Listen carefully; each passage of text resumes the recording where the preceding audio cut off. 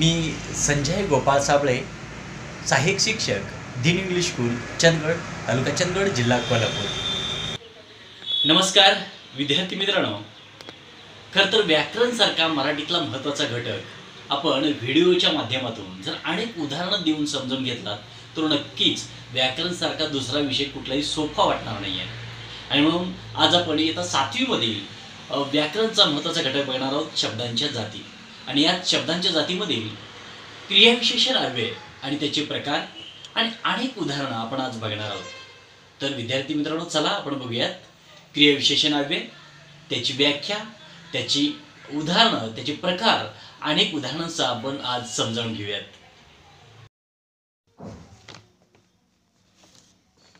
विषय मराठी, इयत्ता 7वी, घटक व्याकरण. शब्दांच्या जाती एकूण 8 आहेत. विकारी शब्द आपण सव्य म्हणतो त्याला, नाम, सर्वनाम, विशेषण आणि क्रियापद.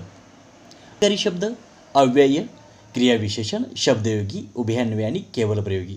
विद्यार्थी मित्रांनो, यावर्षी इयत्ता 7वीला आपल्याला अव्ययांचा अभ्यास करायचा आहे. क्रियाविशेषण अव्यय. खालील वाक्य वाचा. मी दररोज अभ्यास करतो. क्रियापद करतो. देव सर्वत्र आहे. क्रियापद आहे. छान. आपण ही वाक्य बघूयात.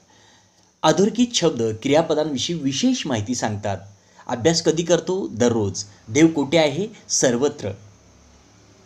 क्रियापदांविषयी विशेष माहिती सांगणाऱ्या अविकारी शब्दाला क्रियाविशेषण अव्यय म्हणतात. म्हणून दररोज, सर्वत्र ही क्रियाविशेषण अव्यय. क्रियाविशेषण अव्ययाचे प्रकार: कालवाचक क्रियाविशेषण, स्थलवाचक क्रियाविशेषण, रीतिवाचक क्रियाविशेषण, संख्यावाचक किंवा परिणामवाचक क्रियाविशेषण अव्यय.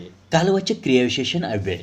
मी दररोज अभ्यास करतो. उद्या आपण सहलीला जाऊ. छान. ही 2 वाक्य आपण बघितलीत. तर वरील वाक्यांमधील अधोरेखित शब्द दररोज, उद्या ही क्रियाविशेषण अव्यय आहेत आणि ही क्रियाविशेषण अव्यय क्रियापदांच्या काळाविषयी किंवा वेळेविषयी विशेष माहिती देतात. जे क्रियाविशेषण अव्यय क्रियापदांच्या काळाविषयी किंवा वेळेविषयी विशेष माहिती देते त्याला कालवाचक क्रियाविशेषण अव्यय असंही म्हणतात. कालवाचक क्रियाविशेषण अव्ययांची यादी आहे. आज, काल, दिवसभर, परवा, नेहमी, सतत, वारंवार, एकदा, क्षणोक्षणी, यंदा, पूर्वी, सकाळी, रात्री, जेव्हा तेव्हा, सध्या, हल्ली आदी इत्यादी हे शब्द आहेत. स्थलवाचक क्रियाविशेषण अव्यय. देव सर्वत्र आहे. घरापासून माझी शाळा जवळ आहे. ही 2 वाक्य आपण स्थलवाचक क्रियाविशेषणाचे अव्ययचे बघितलेले आहेत. तर वरील वाक्यांमधील अधोरेखित शब्द सर्वत्र व जवळ ही क्रियाविशेषण अव्यय आहेत आणि ही क्रियाविशेषण अव्यय क्रियापदांच्या स्थळाविषयी किंवा स्थानांविषयी विशेष माहिती देतात आणि म्हणून त्याला स्थळवाचक क्रियाविशेषण असं म्हटलं जातं. तर जे क्रियाविशेषण अव्यय क्रियापदांच्या स्थळाविषयी किंवा स्थानांविषयी विशेष माहिती देते त्याला स्थलवाचक क्रियाविशेषण अव्यय असं म्हणतात. आपण मगाच्या उदाहरणावरून बघितलं की ती क्रियाविशेषण अव्यय आहेत. स्थलवाचक क्रियाविशेषण अव्ययांची यादी आपण बघतोय. जेथे तेथे, जिकडे तिकडे, चोहीकडे, अलीकडे, पलीकडे, आत, बाहेर, वर, बाजूला, लांब, सभोवती, सभोवार, मागून हे सगळे शब्द या स्थलवाचक क्रियाविशेषण अव्ययाचे आहेत. रीतिवाचक क्रियाविशेषण अव्यय. सरिता हळूहळू बोलते. फांदीवरून कावळा पटकन उडला.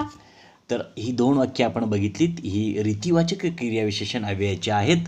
तर याच्यामध्ये आपण बघतोय की वरील वाक्यांमधील अधोरेखित शब्द हळूहळू, पटकन ही क्रियाविशेषण अव्यय आहेत. म्हणजेच क्रियापदांची रीत किंवा पद्धत याविषयी विशेष माहिती देतात आणि म्हणून अशा शब्दांना आपण क्रियाविशेषण अव्यय म्हणतो, रीतिवाचक क्रियाविशेषण अव्यय असं म्हणतो. तर जे क्रियाविशेषण अव्यय क्रियापदांच्या रीतीविषयी किंवा पद्धतीविषयी विशेष माहिती देतात त्याला रीतिवाचक क्रियाविशेषण अव्यय असं म्हटलं जातं. ज्या पद्धतीविषयी सांगतात ते म्हणून. तर रीतिवाचक क्रियाविशेषण अव्यय यांची जी यादी आहे त्याच्यामध्ये असे कसे, जसे जसे, कसे बसे, आपोआप, मुद्दाम, सावकाश, जलद, उगीच, पटकन, झटकन, खरोखर, झटकन, चमचम, एकटक असे अनेक शब्द या रीतिवाचक क्रियाविशेषण अव्ययामध्ये येतात. याची खूप मोठी यादी आहे. आपण याची वाक्यसुद्धा वेगवेगळी बनवू शकतो या शब्दांनुसार घेऊन रीतिवाचक क्रियाविशेषण अव्यय. आणि चौथा प्रकार आहे संख्यावाचक क्रियाविशेषण अव्यय. या मंदिरात मी खूपदा येतो. मी त्याला ही गोष्ट 4दा सांगितली. हे आपण 2 वाक्य बघितले. याच्यामध्ये संख्यावाचक क्रियाविशेषण आहे. तर वरील वाक्यांमधील अधोरेखित शब्द जो खूपदा आणि चारदा ही क्रियाविशेषण अव्यय आहेत आणि ही क्रियाविशेषण अव्यय क्रियापदांच्या संख्येविषयी किंवा प्रमाणाविषयी विशेष माहिती देतात आणि म्हणून खूपदा चारदा ही क्रियाविशेषण अव्यय ही संख्यावाचक क्रियाविशेषण अव्यय आहेत. आपल्याला माहीत आहे की क्रियाविशेषण अव्ययाचे आपण जे प्रकार बघितलेले आहेत त्या प्रकारांमध्ये हा संख्यावाचक क्रियाविशेषण अव्यय आहे. याच्यामध्ये फक्त त्या शब्दांमध्ये आपल्याला संख्यावाचक शब्द दिसतो, तो म्हणजेच संख्यावाचक क्रियाविशेषण अव्यय म्हणतो आपण.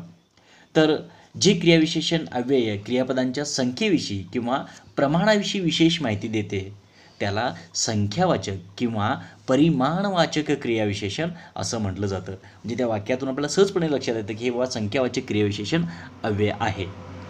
तर संख्यावाचक क्रियाविशेषण अव्ययांची यादी जी आहे शब्दांची त्यात भरपूर, पुष्कळ, अनेकदा, दोनदा, जरा, थोडा, काहीसा, फार, अत्यंत, अजिबात, मुळीच, अर्धा, चतकोर, क्वचित, काहीसा, बिलकुल, एकदा इत्यादी अनेक शब्द या संख्यावाचक क्रियाविशेषण अव्ययामध्ये येतात.